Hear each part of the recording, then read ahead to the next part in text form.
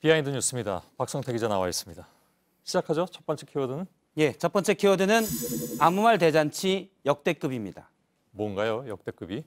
예, 오늘 자유한국당의 세월호 관련 발언인데요. 예. 해양수산부가 세월호에서 발견된 유골을 뒤늦게 보고해 논란이 되고 있는데 예. 이를 자유한국당에서 강하게 비판했습니다. 직접 들어보겠습니다. 예.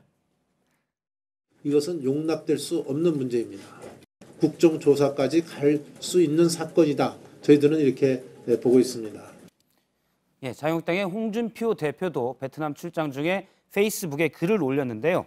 세월호 유골 은폐라는 중차대한 범죄를 범했는데 해수부 장관 하나 사퇴해서 무마가 되겠냐라고 비판의 목소리를 높였습니다. 예. 해양수산부의 잘못된 대처는 당연히 비판을 받아야 되고 오늘 이낙연 국무총리도 사과했지만 자유한국당의 비판에 대해서는 많은 사람들이 고개를 갸우뚱했습니다. 예. 사실 세월호 진상규명에 소극적이었다. 예. 이건 뭐 당연히 다 알고 있는 내용들이기도 하죠. 예, 그렇습니다. 사실 자유한국당 의원들이 세월호 진상규명에 소극적이고 그래서 가족들을 분노케 했던 말들은 좀 넘쳐났었는데요. 먼저 홍준표 대표 본인의 약 7달 전 얘기를 들어보겠습니다. 예. 세월호 사건은 가사이 정치권에서 얼마나 많이 울고 먹었습니까? 정치에 이용하는 그런 것은 안 했으면 합니다. 예. 당시 세월호 3주기 추도식에 불참하면서 한 말이고요. 예. 말들은 무수히 많은데 눈에 띄는 것들만 몇 가지 살펴보면 참사 당일 먼저 당시 당원 1호였던 박근혜 전 대통령은 구명조끼를 입고 있다고 하는데 왜 그렇게 발견하기 힘듭니까? 라는 얘기를 했었고요. 예. 홍문종 의원이나 주호영 의원의 경우 몇 달 뒤 일종의 해상교통사고로 참사를 규정하기도 했습니다. 예.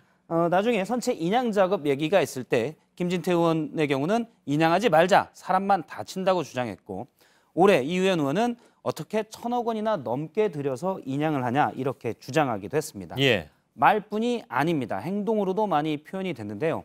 2014년 10월 당시 박근혜 전 대통령이 국회를 방문했을 때 세월호 가족들이 실종자 수색과 진상규명의 요구를 당시 박근혜 전 대통령에게 하려했지만 저렇게 경찰에 막혀 있는 모습을 확인할 수 있고요. 눈길 한 번 안 줬다 이런 얘기가 나왔죠. 예, 예. 철저한 외면이었고 같은 날 당시 김무성 새누리당 대표에게 세월호 가족이 저렇게 무릎을 꿇고 애원했지만 역시 외면됐습니다. 예.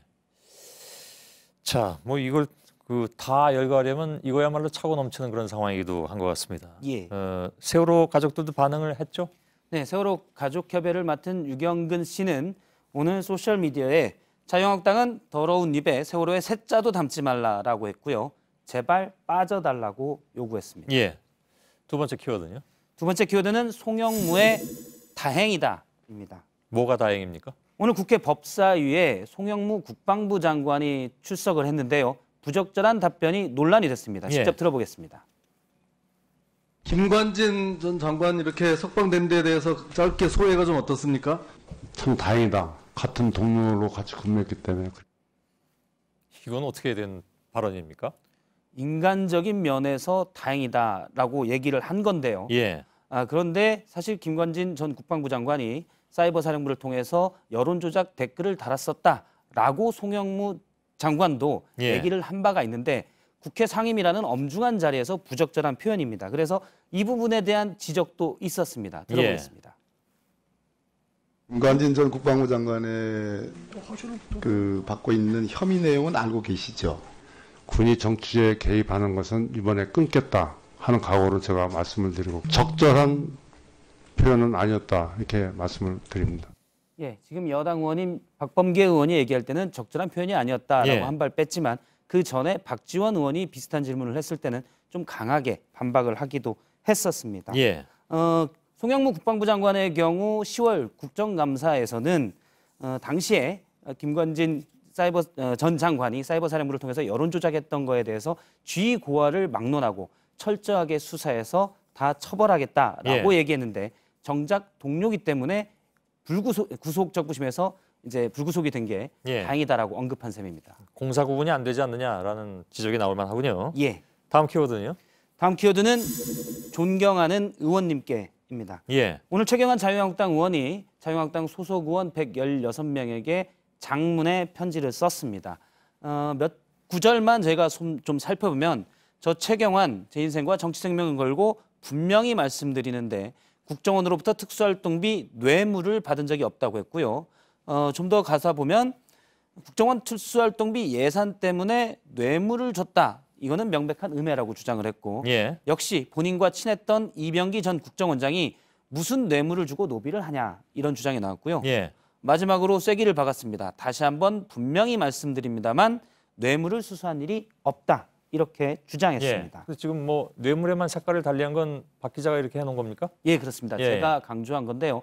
보통 정치인이 돈을 받았냐라고 얘기할 때 나는 한 푼도 받은 바가 없다. 이게 상투적인 표현인데 예. 오늘 3천자에 달하는 최경환 의원의 장문의 편지에는 꽤 길더군요. 예, 그런 한 푼도 안 받았다는 표현은 한 번도 나오지가 않고 뇌물을 안 받았다가 나옵니다. 아 그럼 뭐 받았지만 뇌물은 아니다? 뭐 이런 얘기인가요? 그건 알 수 없는데 형법상 뇌물은 공무원이 직무와 관련해 대가성이 있는 금품을 수수할 때 예. 뇌물로 규정을 합니다. 그래서 대가성 여부를 두고 뇌물이냐 아니냐는 늘 법정에서 공방이 될 수도 있습니다. 예. 최경환 의원이 28일 검찰에 피의자로 소환될 예정인데 이 부분을 염두에 두고 뇌물을 강조한 건 아니냐 이런 해석이 나오고 있습니다. 예. 편지도 잘 살펴봐야 되는군요. 한 가지만 좀 제가 가끔 그 의구심이 드는 경우가 있는데 예. 의원들끼리 서로 상대한테 존경하는 아무개 의원님 할 때 정말 존경할까 하는 생각을 가끔 하긴 합니다. 예. 박성태 기자였습니다.